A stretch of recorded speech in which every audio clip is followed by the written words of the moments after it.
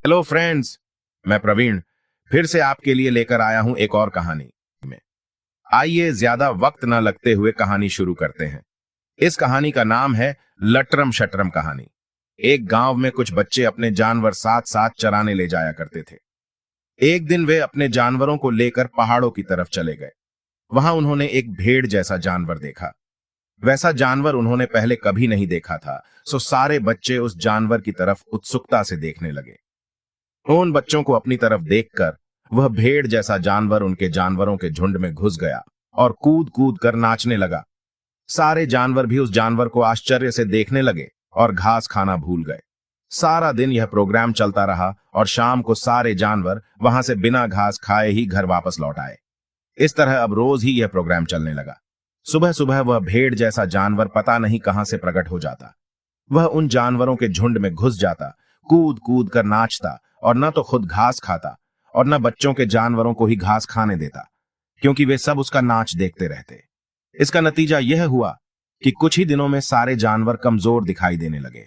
बच्चों के घर वालों ने बच्चों से पूछा, क्यों बच्चों, ये क्या बात है कि तुम लोग इन जानवरों को रोज घास चराने के लिए ले जाते हो और फिर भी ये दिन पर दिन कमजोर होते जा रहे हैं? क्या तुम इनको ठीक से घास नहीं खिलाते? इस पर बच्चों ने उनको उस घटना का हाल बताया कि सुबह ही जाने कहां से एक भेड़ जैसा जानवर वहां प्रकट हो जाता है और सारे दिन हमारी भेड़ों में घुसकर नाचता रहता है। हमारी भेड़ें सारा दिन उसी को देखती रहती हैं और खाना पीना सब भूल जाती हैं। गांव वालों को यह घटना बड़ी अजीब सी लगी, सो उन्होंने सोचा कि क्यों ना वे अगले दिन खुद ही उस अजीब जानवर को चलकर देखें। अगले दिन सबने अपने अपने भाले और कुल्हाड़ियां लीं और जानवरों के पीछे पीछे उनके चरने की जगह चल दिए। इसमें सबसे ज्यादा आश्चर्य की बात तो यह थी कि सारे जानवर खुद ही पहाड़ की तरफ चले जा रहे थे। पहाड़ के पास पहुंचते ही पता नहीं कहां से एक भेड़ जैसा जानवर निकल आया और उन जानवरों के झुंड में घुसकर कूद कूद कर नाचने लगा और सारे जानवर अपना खाना पीना भूलकर उसी को टकटकी लगाकर देखते रहे। गांव वालों ने सोचा कि ऐसे जादुई जानवर को तो मार देना चाहिए, सो उन्होंने सबने मिलकर उस जादुई जानवर को मार दिया। जानवर को मारकर उसका मांस सब लोगों में बांट दिया गया और सब लोग उसका मांस लेकर घर चले। रास्ते में एक लड़के ने दूसरे लड़के का मांस लेना चाहा तो वह मांस का टुकड़ा चिल्लाया, देखो ये मुझे चुरा रहा है, देखो ये मुझे चुरा रहा है।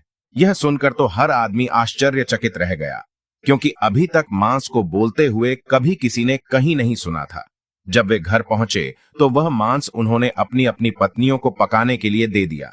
जब उनकी पत्नियां उसे पका रही थीं, तो सभी घरों में वे मांस के टुकड़े चिल्लाने लगे, मिर्च मत डालो, मिर्च मत डालो, हमारी ओनक में लगती है। यह सुनकर सारी स्त्रियां डर गईं और उन्होंने वे मांस के टुकड़े बाहर फेंक दिए।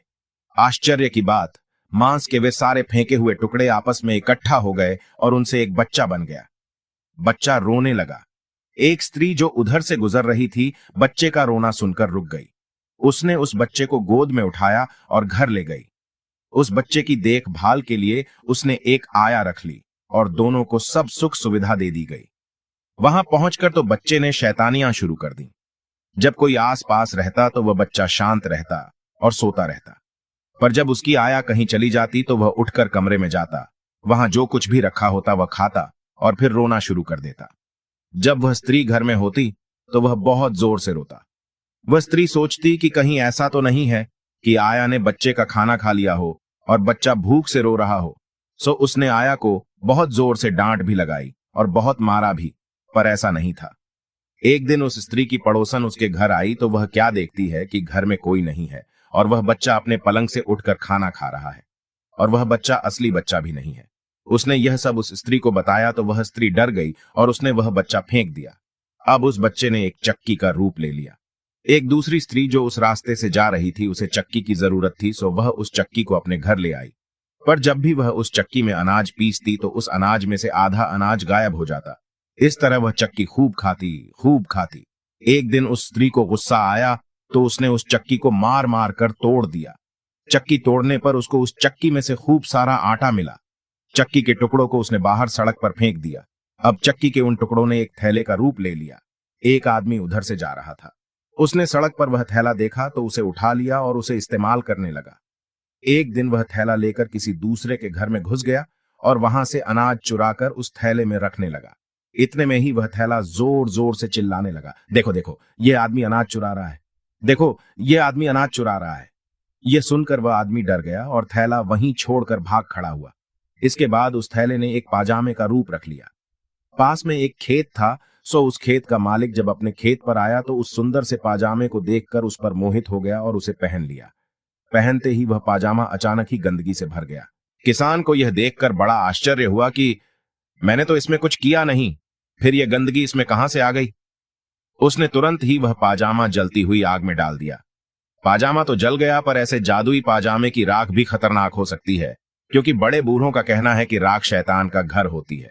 कहानी पसंद आई हो तो दिल खोल के लाइक, शेयर कर दो और सब्सक्राइब करके सपोर्ट करो। मिलते हैं अगली वीडियो में, तब तक के लिए हंसते रहिए, मुस्कुराते रहिए।